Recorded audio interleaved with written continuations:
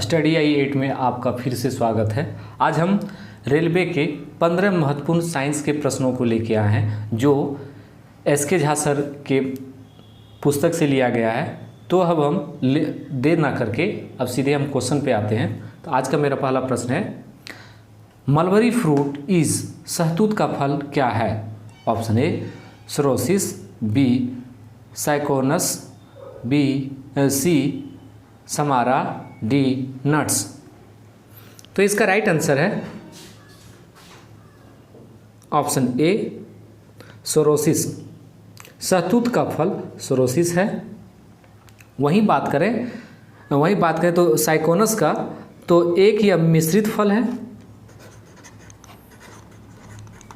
एक मिश्रित फल है जो खोखले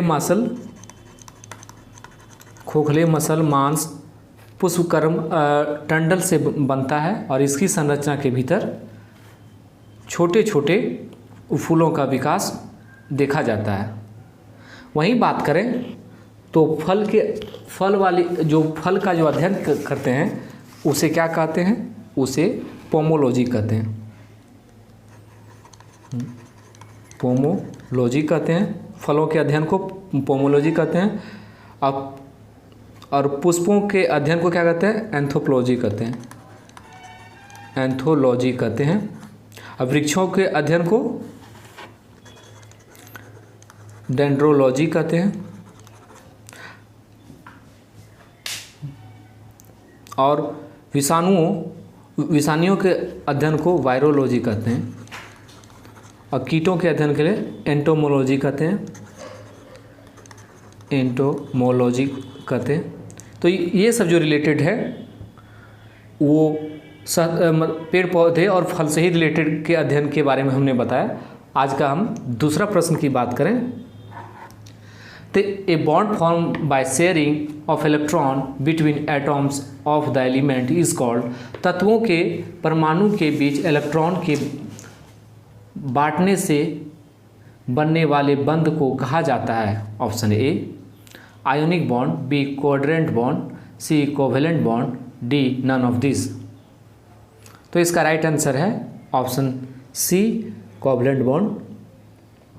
तत्वों के परमाणु के बीच इलेक्ट्रॉनों के बांटने से बनने वाले बंध को कोवैलेंट बॉन्ड कहा जाता है। वहीं बात करें तो आयोनिक बॉन्ड के बारे में तो यह एक प्रकार का रासायनिक संबंध है जिसमें दो विपरीत आवेशित होते हैं, का आयन बनते हैं और वे स्थित विद्युत बल द्वारा एक दूसरे के आकर्षित करते हैं। इसे विद्युत संयोगी आवेश कहते हैं, जिसे इलेक्ट्रॉन बॉन्ड कहते हैं, इलेक्ट्रोवैलेंट बॉन्ड भी कहते हैं। वहीं बात करें तो कोऑर्डिनेट बॉन्ड की, तो कोऑर्डिनेट बॉन्ड यौगिकों में उपसह संयोजक बंध होते हैं, उन्हें कोऑर्डिनेट बॉन्ड कहते हैं। साझे में इलेक्ट्रॉन देने वाले परमाणु दाता को डोनर परमाणु कहते हैं और दूसरे परमाणु को ग्राही कहते हैं, मतलब एक्सेप्टर कहते हैं। जैसे A+B=A:B। तो इनके बारे में बस इतना ही। आज का तीसरा प्रश्न, which of the following is found in free state in nature. निम्न में से कौन सा प्राकृतिक में स्वतंत्र अवस्था में पाया जाता है? Option A gold, B aluminium, C potassium, D sodium. तो इसका राइट आंसर है ऑप्शन ए गोल्ड जो है सोना, वो स्वतंत्र अवस्था में पाया जाता है और बाकी जो बचे हैं कुछ ना कुछ मिले हुए होते हैं। आज वहीं बात करें आज के चौथे प्रश्न की, तो encephalitis disease affected which part of human body. Encephalitis बीमारी शरीर के किस भाग को प्रभावित करती है? Option A brain, B liver, C kidney, D heart. तो इसका राइट आंसर है ऑप्शन ए ब्रेन। ब्रेन को इंसेप्टिलाइसिस बीमारी जो है ब्रेन के भाग को प्रभावित करती है। वहीं बात करें तो केंद्रीय तंत्रिका का तंत्र नियंत्रण केंद्र है और स्तनधारी प्राणियों के मस्तिष्क सिर में ही स्थित होती है। वहीं बात करें लीवर की, तो लीवर मानव शरीर का दूसरा सबसे बड़ा अंग है जो पेट के दाहिनी ओर मौजूद होता है। और यह एक लाल भूरे रंग का अंग है जिसमें रबड़ की बनावटी होती है।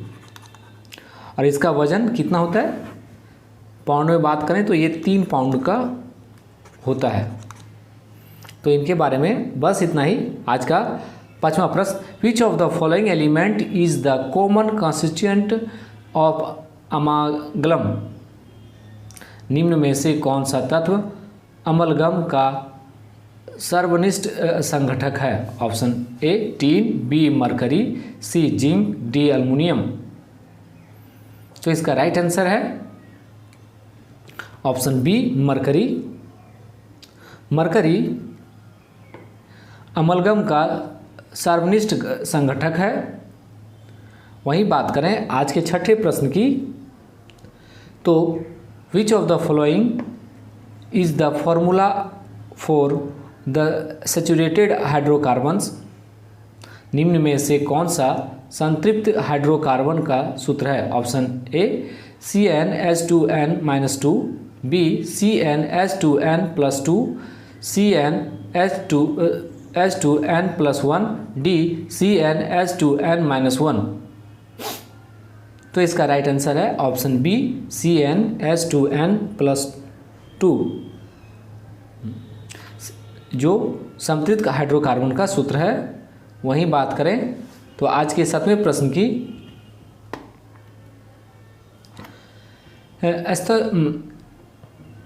Stethoscope work on which principle? Stethoscope किस सिद्धांत पर कार्य करता है? Option A conversion of current into sound, धारा का ध्वनि में परिवर्तन, B conversion of sound into current, ध्वनि का धारा में परिवर्तन, option C reflection of sound, ध्वनि का परावर्तन, डी रिफ्लेक्शन ऑफ लाइट, प्रकाश का परिवर्तन।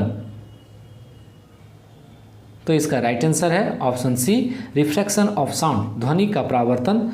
स्टेथोस्कोप इसी सिद्धांत पे कार्य करता है। वहीं बात करें तो 8वें प्रश्न की, तो which of the following substance a smell is similar to ethanoic acid? निम्न में से किस पदार्थ की गंध एथेनिक अम्ल के जैसी है? Option A kerosene, B petrol, C vinegar, D coal. तो इसका राइट आंसर है option C vinegar. Option C vinegar. Vinegar जो सिद्धांत है, जो जिसका स्मेल, जिसका गंध जो है एसिड जैसी है।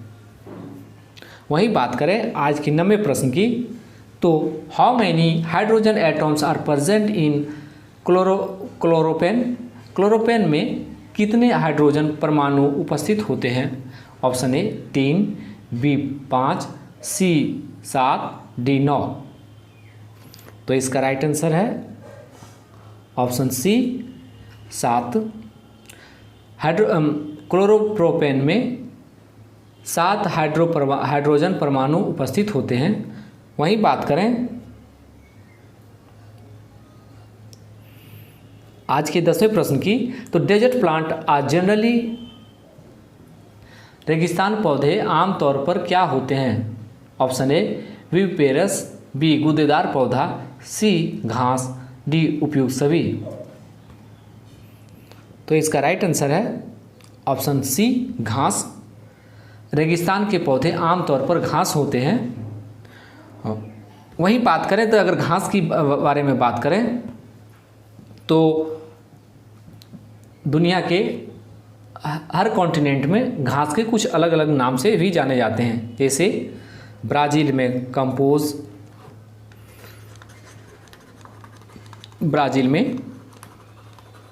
कंपोज, वेनेजुला में लानोरा, अमेरिका में प्रेरी, एशिया में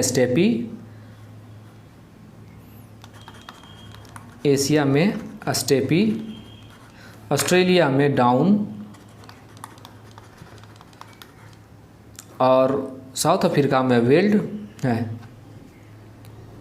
वही बात करें तो कुछ और भी नाम जान लें फिर से, क्या कि किस रीजन में क्या स्टेपी जो पाए जाते हैं, कौन कौन से स्टेपी जो पाए जाते हैं, यूरोप और नॉर्थ एशिया में पाए जाते हैं। पुस्टाज जो है हंगरी में पाए जाते हैं, और पेरिस जो है यूएसए में पाया जाता है, पंपास अर्जेंटीना में पाए जाते हैं, वेल्ड जो है साउथ अफ्रीका में पाए जाते हैं, डाउन ऑस्ट्रेलिया में पाए जाते हैं, और कैंटबरी न्यूजीलैंड में पाए जाते हैं, और सवाना जो है अफ्रीका और ऑस्ट्रेलिया में पाए जाते हैं, टाइगा जो यूरोप और एशिया में पाए जाते हैं। इससे एक क्वेश्चन एग्जाम में रहता है, तो इसे ध्यान से याद कर लें। वही बात करें आज का 11वें प्रश्न की, न्यूट्रिकल आर प्रोडक्ट विच हैव, न्यूट्रिकल के वे उत्पाद हैं जिसमें होते हैं, ऑप्शन ए पोषक तत्व विटामिन और खनिज, बी पोषक तत्व प्रोटीन और फैटी एसिड, सी तत्व और विषाक्त प्रभाव, डी पोषक तत्व और औषधीय प्रभाव। तो इसका राइट आंसर है ऑप्शन डी पोषक तत्व और औषधीय प्रभाव। पोषक तत्व और औषधीय प्रभाव से न्यूट्रिकल के वे उत्पाद हैं जिसमें ये होते हैं। वही बात करें आज का 12वें प्रश्न की कि a group of archaebacteria is used in production of, archaebacteria का समूह किसके उत्पादन में उपयोग किया जाता है, option A ethane, B methane, C acid, D alcohol. तो इसका राइट आंसर है ऑप्शन बी मीथेन। आर्चीबैक्टीरिया का समूह मीथेन के उत्पादन में उपयोग किया जाता है। वहीं बात करें तो एसिड, तो एसिड एक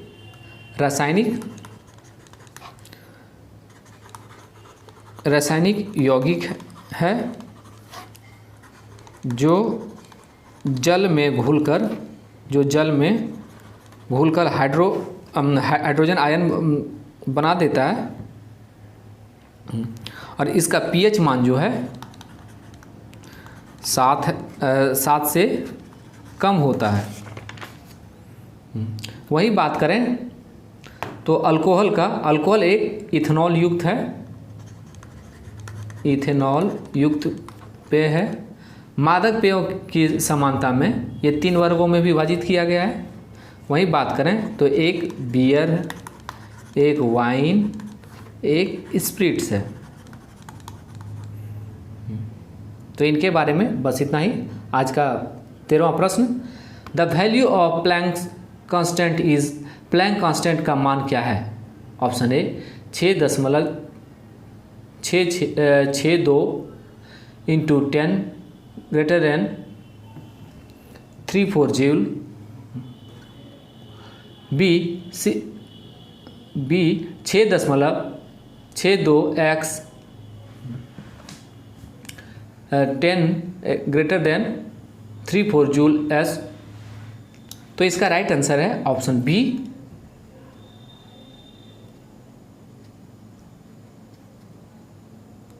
ऑप्शन बी 6.62 इंटू, माफ़ कीजिएगा ये इंटू है, एक्स नहीं है, ये 10 जो ग्रेटर देन -34 जूल है। वहीं बात करें आज के 14वें प्रश्न की, तो कि the charge of positron is equal to the charge on, positron पर चार्ज डैश पर चार्ज के बराबर है, option A proton, B electron, C a particle, D neutron. तो इसका राइट आंसर है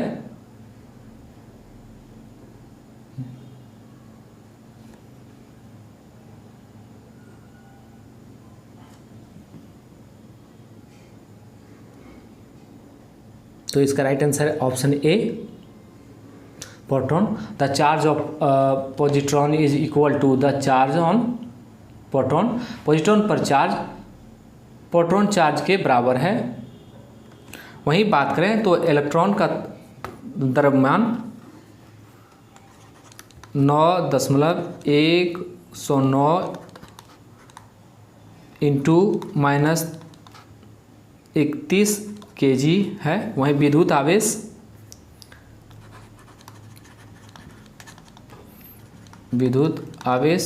1.6 10 टू द पावर -19 कूलम है। इसके जो आविष्कार किए हैं जे थॉमसन किए हैं, जे थॉमसन किए हैं 1897 में। वहीं बात करें तो न्यूट्रॉन की, तो न्यूट्रॉन के आविष्कारक जेम्स चैडविक हैं और जो थियोरीज दिए हैं, जो दिए हैं अर्नेस्ट रदरफोर्ड दिए हैं। तो इनके बारे में बस इतना ही। आज का 15वां और अंतिम प्रश्न, मलेरिया से निकाली गई दवा ठीक किया जा सकता है। ऑप्शन ए बेलाडोना का पेड़, बी सिनकोना का पेड़, सी ओक का पेड़, डी अमलतास का पेड़। तो इसका राइट आंसर है ऑप्शन ए और ऑप्शन बी सिनकोना का पेड़। सिनकोना के पेड़ से मलेरिया से निकाली गई दवा को ठीक किया जा सकता है। वहीं बात करें त्वचा रोग से, जो त्वचा रोग होते हैं, बहुत से ऐसे पेड़ हैं जो बहुत से चीज़ों में काम आते हैं। जैसे अगर वहीं बात करें तो त्वचा रोग पर होने वाली समस्याओं जैसे दाग, खाज, खुजली में पीपल के कोमल पत्तों को खाने से त्वचा रोग दूर हो जाता है। वहीं बात करें जुकाम जैसे सर्दी की समस्या में भी पीपल का जो पत्ता है वो लाभदायक होता है। वहीं बात कर लें तो कुछ महत्वपूर्ण पौधे हैं जो मेडिसिनल हैं, जैसे इन्फ्रेटना, संजीवनी बूटी,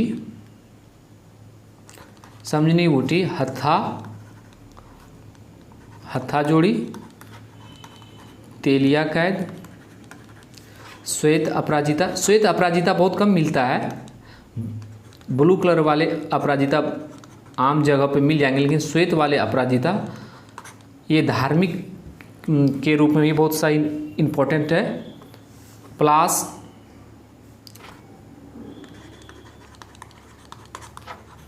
जो प्लास के फूल हैं वो, टेसू का फल। वहीं बात करें तो प्लास के फल को टेसू का भी फल कहा जाता है, जो बसंत ऋतु में खिलता है। तो इनके बारे में बस इतना ही। And thank you for watching study आई8।